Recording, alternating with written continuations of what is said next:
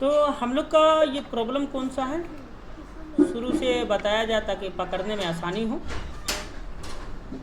जी सान भाई। स्टक में है। स्टक ऑफ लोगो या logo of logo restart? Logo restart है। लोगो रिस्टार्ट है। 9 प्राइम मॉडल है रेडमी 9 प्राइम। और स्टक लोगो या फर्स्ट लोगो या सेकेंड लोगो? फर्स्ट लोगो है। फर्स्ट लोगो पे स्टैक हो गया। बहुत सारा यूट्यूब देखे तो बोला कि ये रजिस्टेंस रिमूव कर दो तो काम हो जाएगा। हो जाए। काम हुआ नहीं।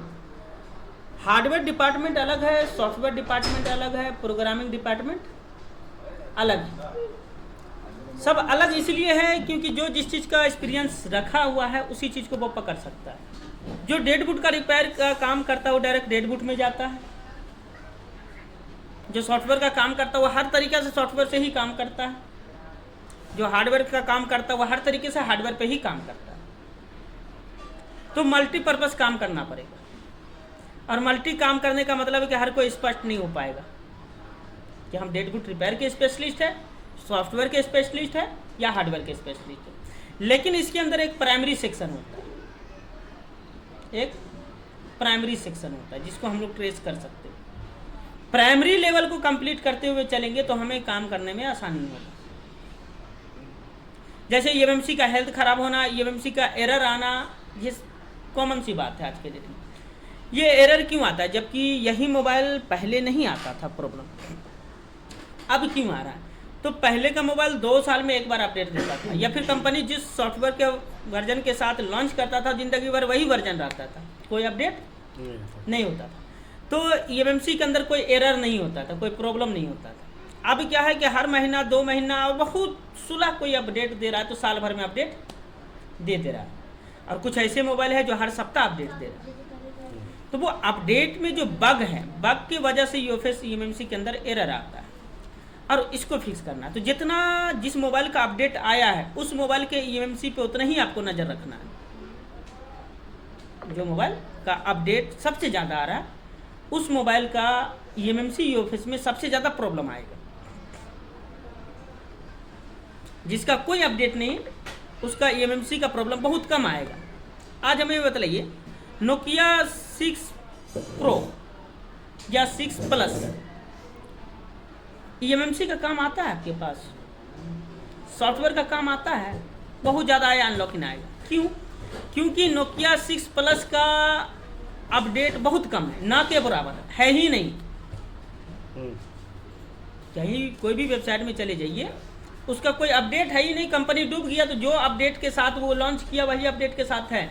तो नोकिया 6.1 प्लस में या 6 प्लस में आपको ईएमएमसी का प्रॉब्लम आता ही नहीं। अगर आया तो ईएमएमसी खत्म ही आएगा। और जिसका सबसे ज़्यादा सॉफ्टवेयर अपडेट होता है उसमें बग का प्रॉब्लम होता है, ईएमएमसी के अंदर एरर आना ही आना है। सॉफ्टवेयर क्रैश होना ही होना है। पर हार्डवेयर एक समान होता है सबका। सॉफ्टवेयर से हार्डवेयर डैमेज कभी नहीं होगा। हार्डवेयर जब भी डैमेज होगा तो पावर मैनेजमेंट में होगा, या तो शॉर्टिंग हुआ या तो लाइन ब्रेक हुआ। इसके अलावा हार्डवेयर में कोई प्रॉब्लम आता ही नहीं है। हार्डवेयर में 3 ही चीज़ें, या तो लाइन शॉर्ट कर गया, या तो लाइन कट गया, या तो फिर बॉल कनेक्ट नहीं है। तो ज़्यादातर चांस हमारा रहता है बॉल नॉट कनेक्टेड पे, क्योंकि एक एक बॉल को बैठ कर टेस्ट करे उतना टाइम नहीं। उससे अच्छा ऐसी खोलिए, रिबॉल कीजिए, डाल दीजिए। रांगा डीएक्टिवेट था, एक्टिवेट हो गया, तो कनेक्शन बन गया मेरा। यही 3 को प्रॉब्लम, इसके अलावा चौथा कोई प्रॉब्लम है ही नहीं। अब स्कीमेटिक है या उसका फ्यूचर है तो वो अलग चीज़ है कि कौन सा आईसी एक्टिवेट हो रहा है नहीं हो रहा, वो सब देखना पड़ता है। लेकिन कहानी 3 ही पे है। अब इसमें हम लोग ईएमएमसी खोल के लगा दिए बॉक्स में। अब देखते हैं कि इसके अंदर रिजल्ट क्या है। तो यहाँ पे हम लोग क्या करेंगे कि पहले सॉकेट इस्तेमाल करेंगे, क्योंकि आईसी खोल के लगाए हैं तो ई सॉकेट का इस्तेमाल करेंगे। और उसके बाद यहाँ पे वोल्टेज देंगे। तो वोल्टेज 1.8 है और 2.8 है। तो सबसे पहले हम लोग को शुरुआत करना है 1.8 से, low temperature to high temperature. High temperature direct देने का अगर आदत बन गया तो आपका ईएमएमसी शॉर्ट होने का चांस ज़्यादा रहेगा, क्योंकि आज के डेट में जितने भी मोबाइल आ रहे हैं वो सब लो टेम्परेचर कंट्रोल पे चल रहे हैं। यानी बैकअप बढ़ाने के लिए सबको लो टेम्परेचर का आईसी लगाया जा रहा है। तो यहाँ पे 1.8 लगा देंगे हम। अब यहाँ पे क्लॉक का स्पीड है हमारा कि आप कितना स्पीड में काम करना चाहते हैं। तो सबसे बड़ा दिक्कत क्या है कि कितना स्पीड में काम करना चाहते हैं। मिनिमम करते हैं तो टाइम ज़्यादा लगता है, मैक्सिमम करते हैं तो काम नहीं होता। तो यहाँ पे कैलकुलेशन ये है कि 21 मेगाहर्ट्ज़ हम चुनाव करते हैं, 14 मेगाहर्ट्ज़ नहीं लेते हैं और 42 मेगाहर्ट्ज़ भी नहीं लेते, क्योंकि 42 मेगाहर्ट्ज़ हाई स्पीड होता है और 14 मेगाहर्ट्ज़ जो है स्लो स्पीड होता है। लेकिन 21 मेगाहर्ट्ज़ जो है हमारा मीडियम स्पीड है, तो हम 21 का चुनाव करेंगे। उसके बाद यहाँ पे स्कैन पिन करेंगे। स्कैन पिन करने का मतलब ये होता है कि कौन कौन सा बॉल कनेक्ट है हमारे एडेप्टर में। जो बॉल रेड कलर आ गया वो नॉट कनेक्टेड है और जो ग्रीन आ गया वो कनेक्टेड है। अब इसके बाद आईसी आइडेंटिफाई होगा। आइडेंटिफाई होने के बाद हम लोग को देखना है कि क्या रिजल्ट है। तो सब चीज़ सही बतलाया, 2 चीज़ गलत हो गया। यहाँ पे रेड कलर को ही देखना है। क्या देखना है? रेड कलर को ही देखना है। अगर हम शुरू से आखिरी तक पढ़ाएं तो 5 घंटा लग जाएगा हर एक चीज़ का मतलब के साथ। लेकिन सिंपली आपको यहाँ पे रेड कलर देखना है।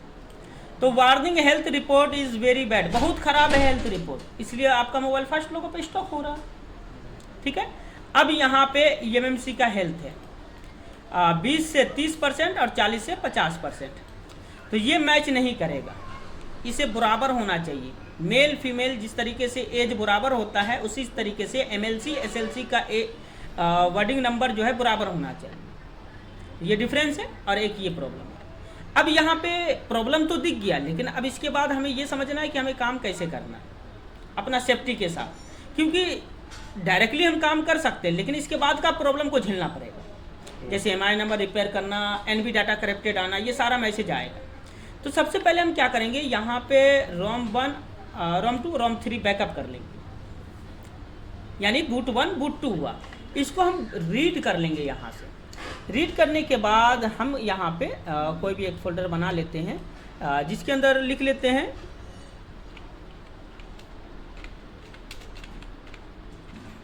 फॉर एग्जांपल याददाश्त के लिए, जो भी नाम से सेव करना चाहते कर सकते हैं। तो यहाँ पे हम ये दोनों बैकअप लेंगे। मोबाइल जो हमारा फास्ट लोगो सेकेंड लोगो होता है वो इसी फाइल से होता है, या मोबाइल जो बूट करेगा इसी फाइल से होगा। अगर ये फाइल नहीं है तो बूट नहीं करेगा मोबाइल आपका, चाहे यूएसबी से ही फ्लशिंग करने के लिए क्यों ना कोशिश करें, नहीं होगा। इसके बाद ये मीडियाटेक प्रोसेसर है तो ये दोनों को हम अनटिक कर देंगे। ठीक है। इसके बाद रोम 1 पे टिक लगा लेंगे और यहाँ पे राइट क्लिक करेंगे। राइट क्लिक करने के बाद यहाँ पे 2 ऑप्शन देता है हमें कि रीड करना चाहते हैं फुल डंप या फिर रीड करना चाहते हैं पार्टीशन वाइज। तो यहाँ पे 2 चीज़ डिसाइड करना है कि अगर आपके पास इसका फ्लश फाइल है तो पार्टीशन में रीड करेंगे। अगर आप चाहते हैं कि इसके अंदर जो फाइल है उसी से हमारा मोबाइल चालू हो जाए तो फुल रोम रीड करेंगे। और फुल रोम में क्या है कि डंप और सिक्योरिटी, मतलब फ्लश फाइल और इसका पर्सनली सिक्योरिटी फाइल हमारा रीड हो जाएगा। तो हम लोग उतना मेहनत नहीं करेंगे, उतना समय नहीं देंगे, क्योंकि फुल डंप रीड करने का मतलब है कि समय आपका ज़्यादा लगेगा और पार्टीशन रीड करने का मतलब है कि फ्लश फाइल आपको अलग से डालना पड़ेगा। तो ये ऑप्शन कब चुनाव कर सकते हैं, आपके पास ज़्यादा टाइम है तो फुल रोम लीजिए, टाइम ज़्यादा है और नेट नहीं है आपके पास तो पूरा डंप लीजिए। अगर टाइम कम है और नेट है आपके पास तो आप पार्टीशन में रीड कीजिए। तो यहाँ पे हम लोग चुनाव करेंगे पार्टीशन में। अब पार्टीशन में डिसाइड करना है कि कितना जीबी कितना एमबी हमें लेना है। तो हम लोग यहाँ पे मिनिमम 64 एमबी में भी हमारा काम हो जाएगा या बिना डंप का भी काम हो जाएगा, लेकिन यहाँ पे 256 हम लेंगे। ना 256 ज़्यादा होगा ना 256 कम होगा, एक्यूरेट में होगा कि हमारा डेड बूट रिपेयर हो जाए। क्योंकि मोबाइल लोगो पे है तो फाइनली कि वो तो डेड बूट रिपेयर किया हुआ है। अब एरर की वजह से फर्स्ट लोगो पे रुक रहा है, वो अलग मैटर है। तो हेल्थ ख़राब है तो रुकना ही रुकना है। ये डंप लेने के बाद इसके बाद आपको फोकस करना है किस पे, सिक्योरिटी पे। अब यूज़र रोम 1 को अनटिक कर दीजिए। अब यहाँ पे आपको ध्यान रखना है कि जो प्रोसेसर है उसके हिसाब का सिक्योरिटी होगा। तो ये हमारा मीडियाटेक है तो एनबी डाटा प्रेसिस बैक, ये दोनों को अगर हम छोड़ भी देंगे तो कोई मतलब नहीं है। क्यों? क्योंकि प्रेसिस और प्रेसिस 1 इसके अंदर एफआरपी और एमआई अकाउंट होता है। तो एमआई अकाउंट और एफआरपी तो हम लोग खोलते हैं ना कि लगाते हैं, खोलते हैं। तो ये दोनों लेने का हमें ज़रूरत नहीं है। उसके बाद प्रोटेक्ट 1 MI1 को प्रोटेक्ट करेगा, MI2 को प्रोटेक्ट करेगा। कभी कभी आप लोग को ये देखने के लिए मिलता है कि डेड बूट रिपेयर किए, पूरा फाइल चढ़ा दिए, लेकिन बेसमेंट शो कर रहा है, MI नूल दिखा रहा है, रिपेयर नहीं हो रहा। तो इसका प्रॉब्लम है ये। क्योंकि प्रोटेक्ट 1 प्रोटेक्ट 2 फाइल नहीं गया, जिसके वजह से MI नूल हो गया। तो ये प्रोटेक्ट करके MI को शो करेगा। उसके बाद ये फाइल लेना चाहते हैं ले लीजिए, नहीं लेना चाहते मत लीजिए। लेकिन मैन फाइल होता है 4 मीडियाटेक में, NB RAM, NB data, protect 1, protect 2, ये 4 मैन है। ये 4 हर हाल में हम लोग को लेना है। अब नीचे लेंगे तो डिवाइस इन्फॉर्मेशन है, यानी आप अगर EMMC चेंज कर रहे हैं तो ये फाइल आपको ले लेना है। क्योंकि जो CPU और EMMC का तालमेल है, इन्फॉर्मेशन है, वो डिवाइस इन्फो के अंदर है। तो EMMC जो नया डालेंगे तो उसके अंदर क्या इन्फॉर्मेशन तो होगा नहीं, खाली रहेगा, ब्लैंक रहेगा। तो इसका इन्फॉर्मेशन उसमें डाल देंगे तो हमें किसी तरीके का प्रॉब्लम नहीं आएगा। तो खैर मीडियाटेक में ज़्यादा प्रॉब्लम नहीं आता है, लेकिन कभी कभी प्रॉब्लम आ जाता है। तो इसको हम कर लेंगे रीड, इसको कर लेंगे हम रीड कर लेंगे। तो अब हो गया ये हमारा फाइनल बैकअप, ये हो गया हमारा फाइनल बैकअप। अब इसके बाद बहुत सारे भाई को ये डाउट होगा कि हमने पार्टीशन में डंप लिया है तो कौन सा सॉफ्टवेयर वर्जन डालना है, वो कैसे कंफर्म करें। तो 2 तरीका याद रखिएगा, या तो लेटेस्ट फाइल अपडेट कर दीजिए, या फिर कुछ ऐसा मॉडल है जिसमें हार्डवेयर सॉफ्टवेयर वर्जन का लोचा होता है, तो उसके लिए भी हम आपको तरीका बतला रहे हैं। तो इस काम को यहाँ पे अभी हम क्लोज कर दे रहे हैं। और इसके बाद आपको Z3X EMC मैनेजर टूल खोलना है कि इसके अंदर मॉडल क्या है, इसके अंदर सॉफ्टवेयर वर्जन क्या है, वो जानने के लिए Z3X EMC मैनेजर टूल जब हम खोलेंगे तो इसके अंदर इन्फो जो लेंगे तो इसके अंदर सॉफ्टवेयर वर्जन भी हमें बतलाएगा और मॉडल नंबर भी बतलाएगा। यहाँ पे 2.8 पे डायरेक्ट रहेगा, इसे 1.8 करेंगे, यहाँ पे से हमारा EMMC सेलेक्ट करेंगे और यहाँ से हम कनेक्ट करेंगे। 21 मेगाहर्ट्ज़ सभी जगह पे मेरा सेलेक्ट मिलेगा, ठीक है। अब यहाँ पे हेल्थ का वार्निंग दे दिया। अब यहाँ पे रीडिंग ले रहा है एंड्रॉयड इन्फॉर्मेशन का कि इसके अंदर फाइल कौन सा डाला हुआ है। तो यहाँ पे सब चीज़ हम लोग को देखने के लिए मिलेगा। 50 पार्टीशन का फाइल है, ये फाइल जो है 50 पार्टीशन का है और धीरे धीरे ये रीड करेगा। और एंड्रॉयड इन्फॉर्मेशन 3 से 4 पार्टीशन का है। तो इसके अंदर MI क्लाउड ऑफ है, ठीक है। अब यहाँ पे 46 हो गया, 50 पार्टीशन को रीड करेगा, सॉफ्टवेयर वर्जन हमें बतला देगा। तो यहाँ पे क्या हुआ कि सारा चीज़ हमें बतला दिया। तो यहाँ पे क्या देखना है, सबसे पहले तो प्रोडक्ट को देखना है। प्रोडक्ट में क्या है, जो फाइल का नाम होता है वो है आपको, ठीक है। और उसके बाद सॉफ्टवेयर वर्जन में देखना है, जो एंड्रॉयड वर्जन है तो एंड्रॉयड वर्जन 12 है आपका, ठीक है। और MIUI वर्जन देखना है तो ये है आपका MIUI वर्जन। अब MI के मोबाइल में काम कर रहे हैं तो इस पर कोड उठाएंगे, और नहीं किसी और मोबाइल पे काम कर रहे हैं तो प्रोडक्ट को उठाएंगे। प्रोडक्ट को उठाएंगे तो हम अदर मोबाइल में काम करेंगे। अगर MI का मोबाइल है तो ये जो 6 वर्ड का कोड है इस पर डबल क्लिक कीजिए, इसको कॉपी सेलेक्ट कर लीजिए और उसके बाद सिंपली गूगल में चले जाइए आप और इस कोड को ऊपर में पेस्ट कर दीजिए और इंटर दबा दीजिए। इंटर दबाने के बाद Redmi 9 prime Indian MIUI version 13 आ चुका है। इजी वे में निकल गया फाइल आपका। अब इसको क्लिक करेंगे, अब नीचे आएंगे तो नीचे हमें मिलेगा एक रिकवरी फाइल जो मेमोरी कार्ड में डाल के करते हैं, और एक मिलेगा फास्टफूड फाइल। तो हम लोग को फ्लशिंग करना है तो फास्टफूड वाला फाइल डाउनलोड करेंगे, फास्टफूड वाला फाइल डाउनलोड करेंगे। तो फास्टफूड वाला में हमें एरर दे दिया, कोई दिक्कत नहीं। मॉडल नंबर कंफर्म हो गए, हम लोग सॉफ्टवेयर वर्जन कंफर्म हो गए। अब सर्वर 1 फेल हो गया तो सर्वर 2 से हम काम कर, सर्वर 2 ले लिए। अब यहाँ पे हम लोग MIUI के फाइल पे अपलोड कर देंगे। तो हम लोग क्या करेंगे, डाउनलोड में फ़िलहाल ले लेते हैं या फिर उसमें ले लेते हैं जिसमें हम आपका बैकअप बनाए। तो बैकअप किस में बनाए हैं, इसी में सेव कर देते हैं ताकि आपका सारा फाइल एक जगह रहे, ठीक है। तो यहाँ पे फाइल हमारा डाउनलोड होने लगा। इजी वे में हुआ या हार्ड वे में हुआ, बहुत सिंपल है, सिंपल तरीका, इजी तरीका, ठीक है, हो रहा है। जब तक ये फाइल डाउनलोड हो रहा है तब तक अब हम लोग EMMC को रिपेयर कर लेंगे। तो ये टूल को अब क्या करेंगे, यहाँ से क्लोज कर देंगे हम लोग, ठीक है। हाँ, अब यहाँ पे हम लोग वापस EasyGTech Plus 2 को खोलेंगे, EasyGTech Plus 2 को खोलेंगे, क्योंकि EasyGTech ने 5 टूल को लॉन्च किया है, 5 का काम अलग है, डिफरेंस है।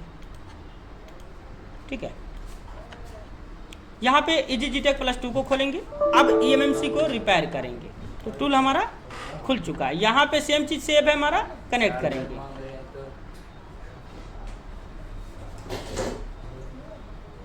कनेक्ट हो गया। अब इस पे हमको रिपेयरिंग करना है, जो ये वार्निंग हेल्थ रिपोर्ट दे रहा है इसे रिपेयर करना है। इससे पहले जो काम किए हम लोग अपना सेफ्टी का काम किए कि सॉफ्टवेयर वर्जन मिस ना हो, सिक्योरिटी मिस ना हो, डंप मिस ना हो, हम अपने सहूलत के लिए काम किए। पर अब जो काम करेंगे वो रिपेयरिंग के लिए काम करेंगे। अब इसके लिए क्या करना होगा, eMMC सेटिंग में चलना होगा। eMMC सेटिंग में जाने के बाद यहाँ पे देखना है कि ये eMMC किस कंपनी का है। तो ये सैमसंग का बतला रहा है। किसका बतला रहा है? सैमसंग। तो सैमसंग में इस टूल से काम नहीं होगा। और सैमसंग का फाइल एरेज करने के लिए यहाँ पे हम लोग को फैक्ट्री रीसेट प्लस फॉर्मेट का इस्तेमाल करना होगा। अब यहाँ पे प्रॉब्लम ये आएगा कि ये eMMC सैमसंग का है तो इसका RPM भी क्लीन हो जाएगा। तो मीडियाटेक में RPM भी हमें दिक्कत नहीं करेगा, लेकिन कॉलकॉम में दिक्कत करेगा, क्योंकि उसमें RPM भी काउंटर होता है। और RPM भी काउंटर स्पेशल जो है वो कॉलकॉम प्रोसेसर के लिए ही वर्क करता है। लेकिन अगर मीडियाटेक में भी वर्क करता है तो वो भी हम लोग कंट्रोल कर सकते हैं।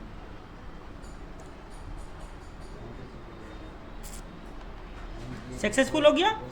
अब यहाँ पे विंडर में आएंगे और स्कैन सोर्स करेंगे। अब देखेंगे फाइल है या ख़त्म है। फाइल अभी भी है, फाइल उड़ नहीं रहा है। फैक्ट्री रीसेट प्लस फॉर्मेट कर दिए फिर भी फाइल नहीं उड़ रहा। अब इसका हमको रिपेयर करना होगा eMMC, और eMMC सैमसंग का। बाकी सैमसंग के अलावा कोई और कंपनी का eMMC रहे तो हम यहाँ पे हार्डवेयर पार्टीशन में जा करके फाइनल रेट मार करके काम कर सकते हैं, पर इसमें नहीं होगा। चलिए देखते हैं हुआ या नहीं हुआ। कनेक्ट eMMC करेंगे और देखते हैं वो हेल्थ हमारा जो खराब था वो सही हुआ या नहीं हुआ। नहीं ना हुआ सही। बाकी eMMC Toshiba, Micron, SK Hynix, SanDisk कुछ भी रहे यहाँ से आपका ठीक हो जाएगा, लेकिन सैमसंग का eMMC यहाँ से ठीक नहीं होगा। तो सैमसंग eMMC को इस्तेमाल करने के लिए EasyGTech क्लासिक सूट में चलना पड़ेगा, जो सबसे पहला टूल था। ठीक है, तो इसको हम करते हैं क्लोज। अब चलते हैं क्लासिक सूट में। तो ये वाला टूल है आपका EasyGTech क्लासिक टूल। अब इसको खोलते हैं। इसको खोलने के बाद, इस टूल को खोलने के बाद हम पहले चलेंगे eMMC में। eMMC में सारा चीज़ मेरा सेट किया हुआ है, सिर्फ डिटेक्ट करेंगे। डिटेक्ट करने के बाद जो एरर है उसे फिक्स करना है। तो फिक्स करने से पहले जिस तरीके से मोबाइल का सॉफ्टवेयर का डंप बैकअप लिए, उसी तरीके से eMMC का भी डंप बैकअप लेंगे। तो उसके लिए क्या करना होगा, एडवांस में आना है और डंप eMMC फॉर्मवेयर लेना है।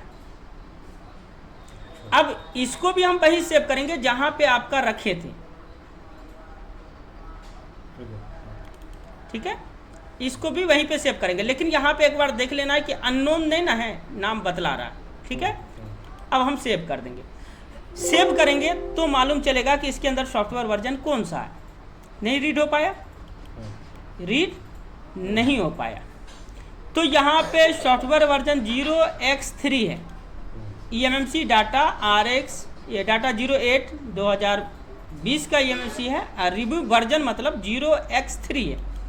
अब अगर हम अपडेट करते हैं तो 0x3 का ही सॉफ्टवेयर चाहिए। अगर अपने पास नहीं है तो हमें बैकअप लेना पड़ेगा। तो ये बैकअप लेने के लिए EasyGTech तो अलाउ नहीं कर पा रहा, कि कर पा रहा है, नहीं ले रहा है। अब इसको फिक्स करने के लिए क्या करना होगा, यूनिवर्सल फॉर्मेट रिपेयर मारना है। ठीक है, उसके बाद फिर से डंप eMMC फॉर्मवेयर लेना है। नहीं हो रहा बैकअप। अब यहाँ पे इस्तेमाल करना होगा आपको UEFI बॉक्स। UEFI बॉक्स इसको बैकअप ले लेगा। EasyGTech नहीं ले पाया, लेकिन UEFI ले लेगा। चलिए दिखा देते हैं UEFI में। तो यहाँ पे UEFI बॉक्स आपको काम आएगा और अच्छा खासा आएगा। अब UEFI बॉक्स का इस्तेमाल कर लेते हैं सिर्फ eMMC को रिपेयर करने के लिए, सिर्फ रिपेयर करने के लिए। तो UEFI eMMC टूल खोल देंगे। देखिए, सब बॉक्स ज़रूरत पड़ता है, ऐसा नहीं कि एक ही बॉक्स से आपका सब काम हो जाएगा। हर बॉक्स के अंदर एक खासियत होता है। तो जहाँ पे GTech मेरा फेल कर रहा है वहाँ पे UEFI मेरा काम करेगा। हाँ, ये अलग बात है कि UEFI का हार्डवेयर कमज़ोर है पर सॉफ्टवेयर स्ट्रॉन्ग है। अब यहाँ पे हम आइडेंटिफाई करते हैं।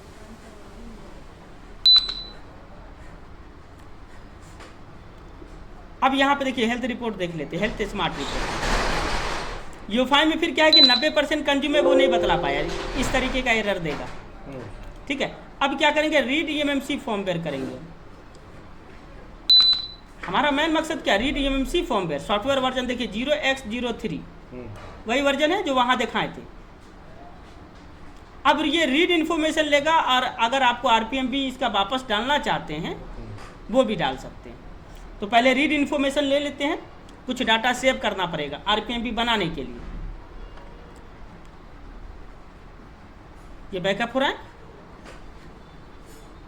बैकअप होने के बाद हैश की जो है इस पे डबल क्लिक कीजिए, यही है आपका की जिससे आरपीएम भी रिपेयर कर सकते हैं।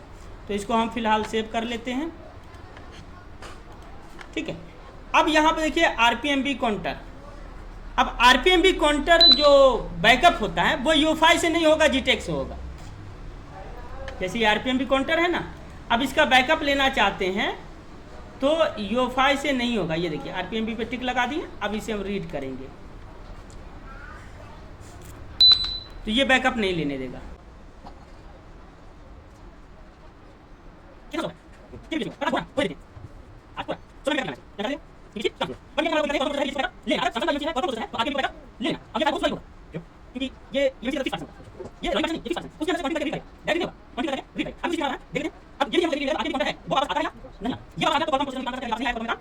ये कॉलकम किस प्रोसेसर की बात कर रहा हूँ, जिसका ईएमएमसी चेंज फाइल नहीं है।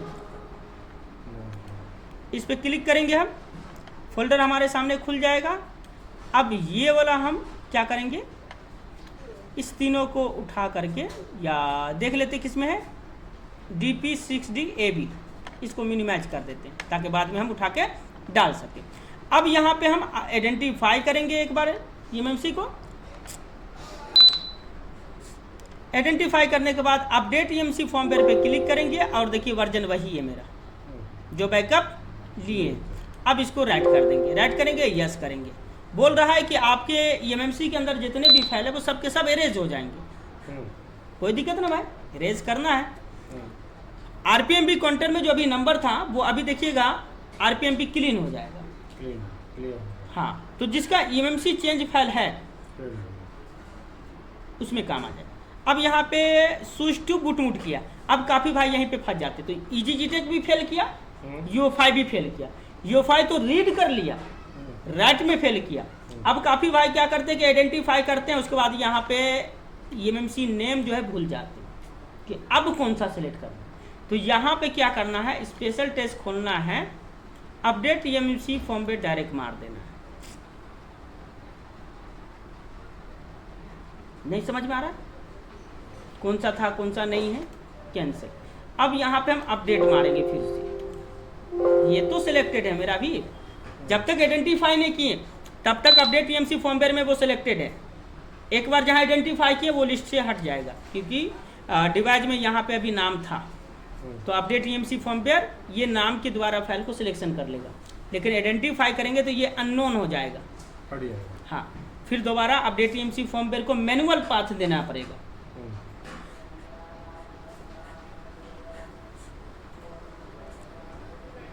हो गया रिपेयर हमारा। ये छोटा सा सावधानी। अब आइडेंटिफाई करके देख लेते हैं कि हमारा ईएमएमसी रिपेयर हुआ या नहीं हुआ। हो गया। हेल्थ स्मार्ट रिपोर्ट को देख लेते हैं, क्लियर, रेड कलर खत्म, 0 से 10, 0 से 10। अब इसके अंदर कोई एरर तो नहीं ना है, नॉर्मल हो गया। अब आरपीएम भी वापस लाना चाहते हैं, क्या लाना चाहते हैं, वापस। आरपीएम भी देखिएगा अभी क्लीन हो गया। क्या हो गया,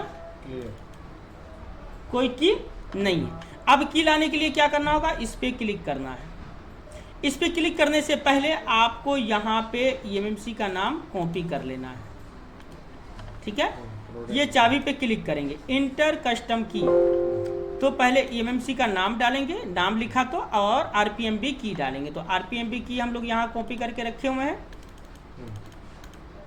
इसको कॉपी करेंगे और यहाँ पे डाल देंगे, ठीक है, ओके कर देंगे। आरपीएम भी बना नहीं, अभी की जनरेट किया गया है। अब यहाँ पे स्पेशल टेस्ट पे क्लिक करेंगे और यहाँ पे प्रोग्राम आरपीएमबी की यस कर देंगे, यूएफआई आरपीएमबी की को जनरेट कर देगा। अब यहाँ पे आइडेंटिफाई करेंगे तो बोलेगा कि आरपीएमबी जनरेट हो चुका है पर 0 है, कोई सिक्योरिटी की नहीं है, आरपीएमबी काउंटर 0।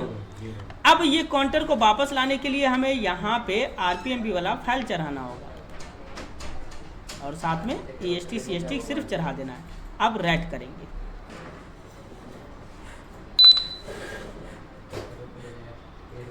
अब आरपीएमबी वही 16 स्पीड में चढ़ेगा जो पहले चढ़ा था, रीड हुआ था। चढ़ने के बाद देखते हैं कि वो काउंटर नंबर वापस आता है या नहीं आता।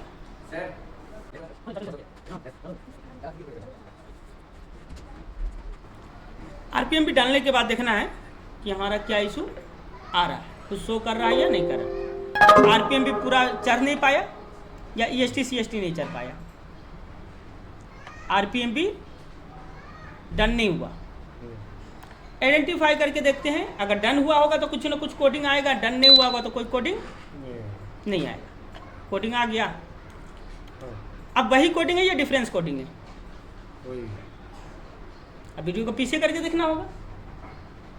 तो वीडियो रिकॉर्डिंग हो रहा है, ये फायदा है अपने को कि पहले क्या कोड था और अभी क्या कोड है। पहले भी मेरे ख्याल से 5 डिजिट का था, अभी भी 5 डिजिट का है, तो हो सके बराबर हो गया है।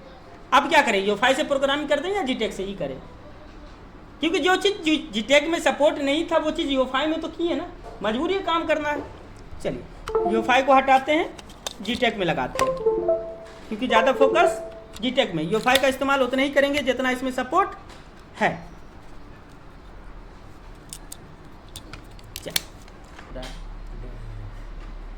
ठीक है, कनेक्ट करते हैं। अब डायरेक्ट इसका डंप सिक्योरिटी हम लोग डालते हैं। अब डंप डालने के वक्त भी हम लोग देख सकते हैं कि हमारा सिक्योरिटी चढ़ा या नहीं चढ़ा। सिक्योरिटी मैनुअल चढ़ता है,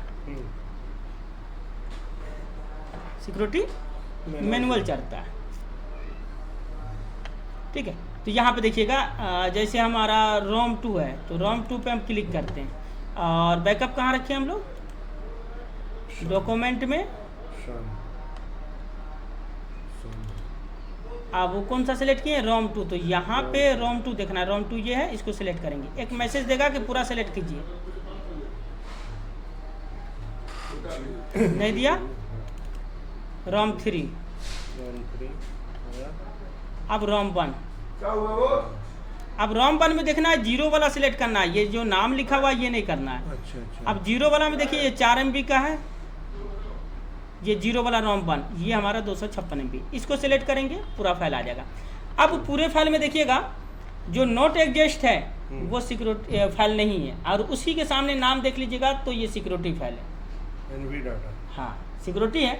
अगर लिस्ट मेरा यहाँ तक बन जाता, यहाँ तक नॉट एग्जिस्ट नहीं रहता, अलाउ रहता या राव रहता, तो हमारे सिक्योरिटी चलाने की जरूरत नहीं पड़ता।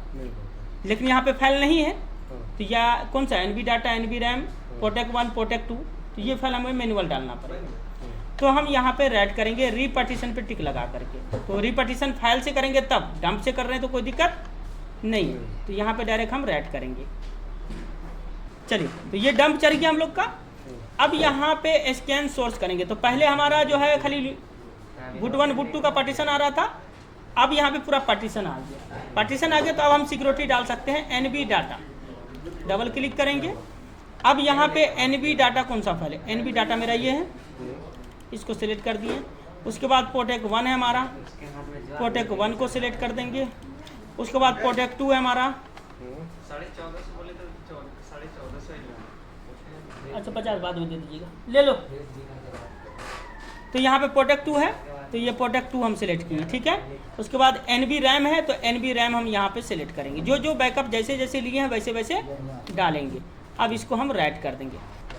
तो ये क्या हो गया कि जो बैकअप हम लोग लिए थे वो बैकअप भी डाल दिए, सिक्योरिटी भी डाल दिए, EMMC रिपेयर करने का पूरा तरीका भी सीख लिए, कब यूएफआई काम आता है, कब जीटेक काम आता है, बस। अब इसके बाद IC को बैठाइए, USB से फ्लश कर दीजिए। क्लियर, काम इधर का EMMC का जितना भी प्रॉब्लम था सब का सब क्लियर हो गया। आइडेंटिफाई करके दिखा दीजिए। चलिए, तो यहाँ से क्लोज करते हैं और कनेक्ट करते हैं। RPM काउंटर इसमें दिखाता है कि नहीं दिखाता नहीं मालूम, पर UEFI में तो हम लोग देखते रहते हैं। यहाँ पे अभी दिखा रहा है 26,636 RPM काउंटर दिखा रहा है। Not clear. क्लियर नहीं है, क्लियर रहता तो क्लियर लिखता, तो पार्टीशन हमारा कंप्लीट।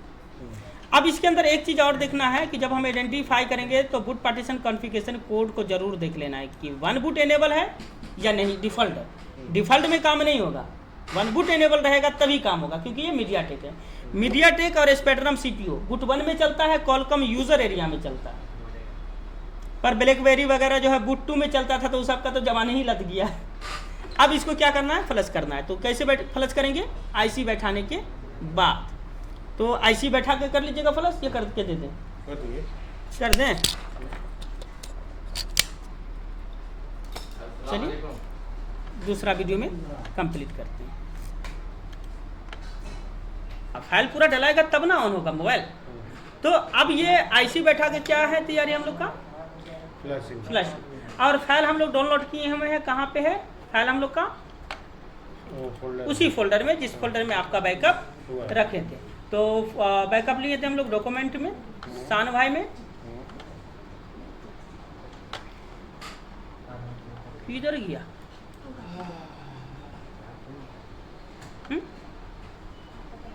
शान भाई, ठीक है। ये फाइल आ गया, स्टेक कर देंगे अब हम लोग। स्टेक होने के बाद अंदर में और स्टेक है, नहीं डायरेक्ट है, क्लियर है। यहाँ से हम लोकेशन ले लेंगे। कॉपी कर लिए। अब मान के चलिए कि आपके पास UEFI कोई टूल नहीं है, टूल तो सबके पास है आज के डेट में, कम से कम UMT तो है, या GT और भी टूल है। तो टूल से चाहते तो टूल से कर सकते हैं, अगर टूल से नहीं चाहते हैं, फ्री वाला टूल से चाहते तो वो भी कर सकते हैं, दोनों ऑप्शन है। लेकिन ऑथेंटिकेशन बाईपास करना पड़ेगा, क्योंकि काम eMMC में हुआ, CPU में जो सिक्योरिटी डाला गया वो बाईपास नहीं हुआ, हमने किया नहीं है, टूल के द्वारा वो करना पड़ेगा। तो यहाँ पे हम लोग क्या करेंगे कि UMT से फ्लश कर देते हैं, या EMT टूल से फ्लश कर देते हैं, या किसी भी टूल से फ्लश कर सकते हैं। टूल से फ्लश करेंगे तो उसमें नहीं मांगेगा, नहीं, टूल में ऑथेंटिकेशन पहले डाला हुआ है कि जैसे स्टार्ट करेंगे ऑथ बाईपास करेगा, ऑटोमेटिक काम करेगा। और SP फ्लश टूल जो फ्री वाला टूल है, उसमें हमें 2 टूल का इस्तेमाल करना पड़ेगा। तो कौन सा तरीका जानना है? तरीका तो यही जानना है हम लोग को, जो अपने पास जो टूल अवेलेबल होता है उसी से करना है, उसी से करना है। क्योंकि अगर हम फ्री वाला टूल दिखाते हैं तो इससे प्रॉब्लम ये होता है कि जो मोबाइल टेक्नीशियन नहीं है वो भी काम कर लेगा अपना, क्योंकि सारा ज्ञान तो इसमें आ ही गया। हार्डवेयर चाहिए ना, फ्लशिंग करना है किसी को, ये eMMC प्रोग्रामिंग था तो ठीक है, ये किसी का मोबाइल हैंगअप लगा है तो डायरेक्ट फ्लश करना है, तो यहाँ से मेथड कॉपी करके मार देगा फ्लश, तो नुकसान अपने ही होगा ना, अपने भाई लोग को हो जाएगा नुकसान, मेरा हो या भाई का हो, धंधा तो मेरा ही है। हम तो अपने धंधे को बचाने का पूरा कोशिश करेंगे। फाइल तो ऊपर था,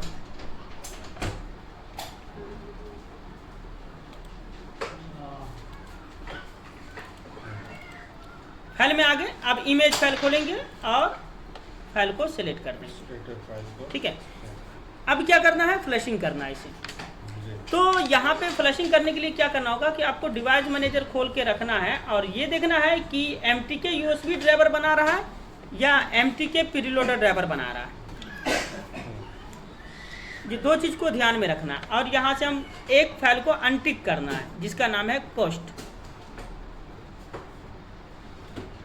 अनटिक है या टिक है, टिक है तो इसे अनटिक कर देंगे, क्योंकि ये सिक्योरिटी फाइल है और ये चढ़ने पे एरर देता है। और बिना कुछ दबाए हुए USB लगाए हैं। अब देखिएगा ड्राइवर कौन सा बन रहा है, मीडियाटेक USB पोर्ट अभी बन रहा है, मीडियाटेक USB पोर्ट। अब ड्राइवर जब चेंज होगा तो देखिएगा क्या बनेगा, प्रीलोडर चढ़ने के बाद। हाँ, अभी मोबाइल के अंदर कोई फाइल नहीं था तो मीडियाटेक USB पोर्ट बना, अंदर में प्रीलोडर फाइल था तो फाइल हमारा चढ़ने लगा। अब जब ये फाइल चढ़ जाएगा ना तब देखिएगा काम किया हुआ कुछ कहते, फाइल चढ़ने के बाद अगर USB लगाइएगा तो प्रीलोडर पोर्ट बनाएगा, दोनों चीजें।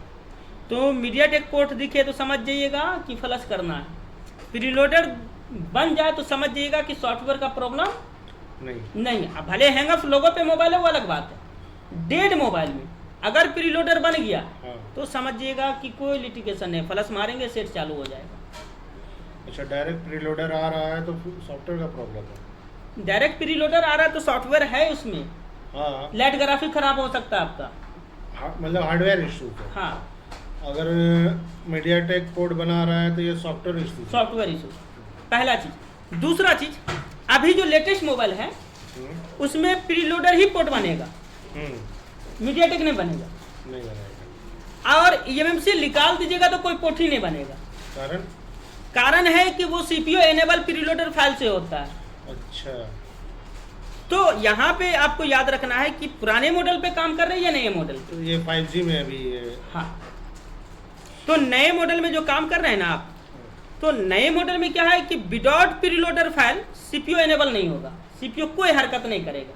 हाँ, ये अलग बात है कि उसका हार्डवेयर का ट्रेसिंग का तरीका अलग है, वो हार्डवेयर क्लास में मिलेगा कि हम कैसे कंफर्म हो जाए कि हमारा CPU प्रॉपर है या नॉट प्रॉपर है, तो उसमें हमारा मल्टीमीटर का खेला होता है। लेकिन सॉफ्टवेयर में ये चीज़ को पहचानना है कि पुराना मॉडल है, प्रीलोडर पोर्ट बना दिया तो सॉफ्टवेयर पे कोई काम नहीं करना है। भले अनलॉकिंग के लिए आया वो अलग मैटर है, पर डेड मोबाइल में नहीं करना है। क्योंकि बहुत सारे भाई के पास ये कन्फ्यूजन है, लाइट ग्राफिक बोल के आते हैं तो eMMC का प्रॉब्लम निकलता है, eMMC बोल के लेके आते हैं तो लाइट ग्राफिक का प्रॉब्लम निकलता है। क्योंकि आदत जिस चीज़ पे बना हुआ वही फोकस करता है इंसान। अब एग्जांपल के तौर पे आपके हाथ में मोबाइल है ना, अब हम आपके सामने एक बार लाइट चालू की और लाइट बंद की, अब बतलाइए कि आप क्या चीज़ देखें, डिस्प्ले में आप क्या देखें? लाइट देखें, बस लाइट देखें। फोकस अगर टाइमिंग का रहता तो आप टाइमिंग देख लेते। फोकस अगर आपका दिमाग करता कि हमको कॉल देखना है, कोई मिस कॉल तो छूटा हुआ नहीं तो आप मिस कॉल देखते। फोकस अगर आपका रहता कि व्हाट्सअप मैसेज देखना है तो व्हाट्सअप मैसेज देखते। मतलब फोकस जिस चीज़ पे करिएगा वही चीज़ आपको दिखेगा, बाकी दुनिया चीज़ नहीं दिखेगी। तो आपको फोकस मिला कि भाई थर्मिस्टर लाइन का शॉर्टिंग चेक करो, रेजिस्टेंस हटा, तो हटा रहे क्योंकि फोकस आपका उस पर चला गया, इस पे थोड़ी गया फोकस की eMMC खराब हो सकता है या सॉफ्टवेयर खराब हो सकता है। तो आपका जहन जिस तरफ फोकस किया उसी तरफ आप रह गए। इसीलिए बोलते हैं कि जब भी मोबाइल आए तो मोबाइल को पहले समझिए कि मोबाइल क्या बोलना चाह रहा है। पहले हम अपना थिंकिंग नहीं लगा देंगे कि हमको ये करना, हमको वो करना, हमको वो करना।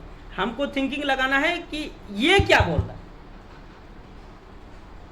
जो मोबाइल बोलेगा वही हम करेंगे। अब इसको पहचानने के लिए दो तरीका है हमारे पास, या फिर बोले तो 3 तरीका है हमारे पास। तो तीनों तरीका आज हम दिखला देते हैं। पहला चीज तो मल्टीमीटर चलाना है कि शॉर्टिंग का संकेत रहेगा तो मल्टीमीटर डायोड वैल्यू कुछ ना कुछ गिराएगा, ठीक है। दूसरा चीज कि डीसी स्विचिंग अगर हम लोग पकड़ते हैं तो डीसी क्या लेता है शॉर्टिंग मोबाइल में और एक अच्छे मोबाइल में, ये पहचान होनी चाहिए। तीसरा चीज, अगर eMMC का प्रॉब्लम है तो हम कैसे जान जाएंगे, तो वो चीज भी अभी हम दिखा देते हैं आपको।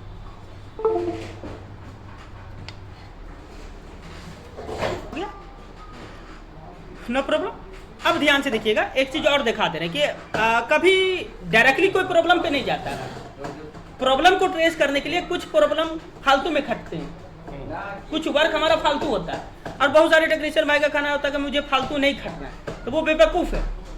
वो बेवकूफ़ है कि खाली ट्रिक पे काम करना चाहता है, तो उनके लिए ये प्रॉब्लम है।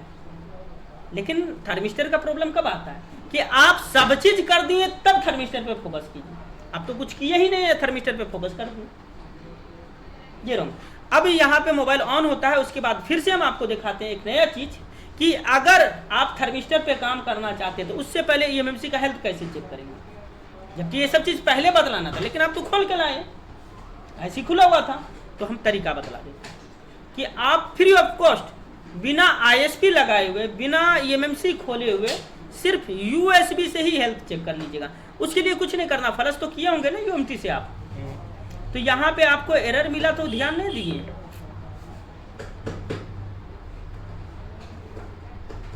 यहाँ पे एरर मिला तो वो ध्यान नहीं दिए आप।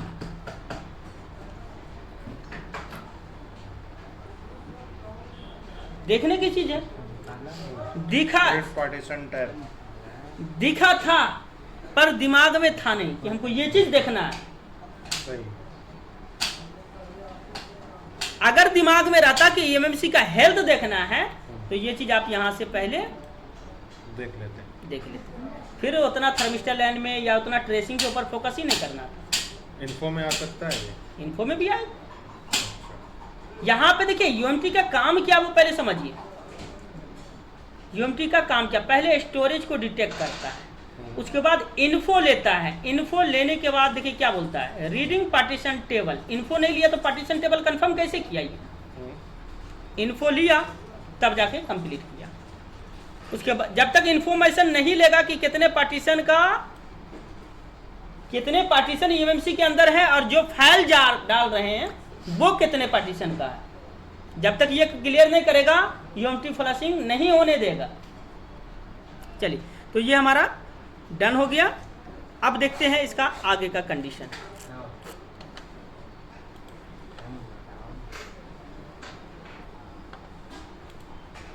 आगे का कंडीशन हम लोग ऐसे ही देख लेते हैं।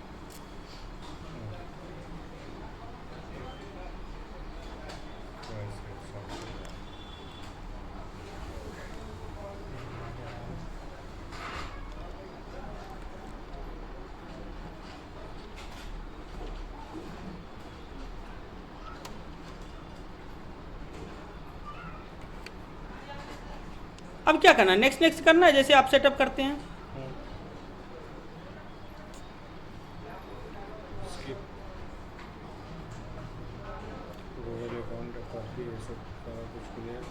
कुछ है ये नहीं, सिक्योरिटी डाला ही नहीं मैं उसका, ना तो डम में सिक्योरिटी था ना अलग से डाला। लिया जरूर था पर डाला क्योंकि वो चीज़ को खोलना पड़ता, हम लोग को डालना थोड़ी पड़ता है।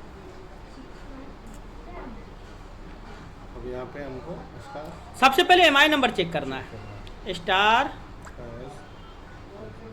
है, कोई दिक्कत नहीं, कोई प्रॉब्लम नहीं, कोई इशू है, क्लियर? सब चीज़ समझ में आ गया या कुछ कन्फ्यूजन आ गया? सब चीज़ क्लियर है। न्यू मेंबर के लिए कैसा रहेगा ये? न्यू यूज़र के लिए बहुत इजी है, फ्रेशर लोग ये चीज़ को समझ जाएगा। टेक्नीशियन के लिए भी काफ़ी है, बहुत चीज़ है। कब ये ईजीजीटेक से काम हुआ, कब यूएफआई से हुआ, ये भी कोई हल्का चीज़ नहीं है। जो ईजीजीटेक खरीदे वो ईजीजीटेक में परेशान, जो यूएफआई खरीदे वो यूएफआई में परेशान। हाँ, ये अलग बात है कि यूएफआई बॉक्स डम को रीड नहीं कर पाता, चाहे जितना जीबीपीएम ले ले नहीं रीड कर पाता। जीटेक कर लिया, लेकिन जो काम जीटेक ने किया वो काम यूएफआई किया। तो किसी को छोटा मत समझिए, टूल दोनों रखना होगा, दोनों रखना, काम करना है। आज के लिए इतना ही।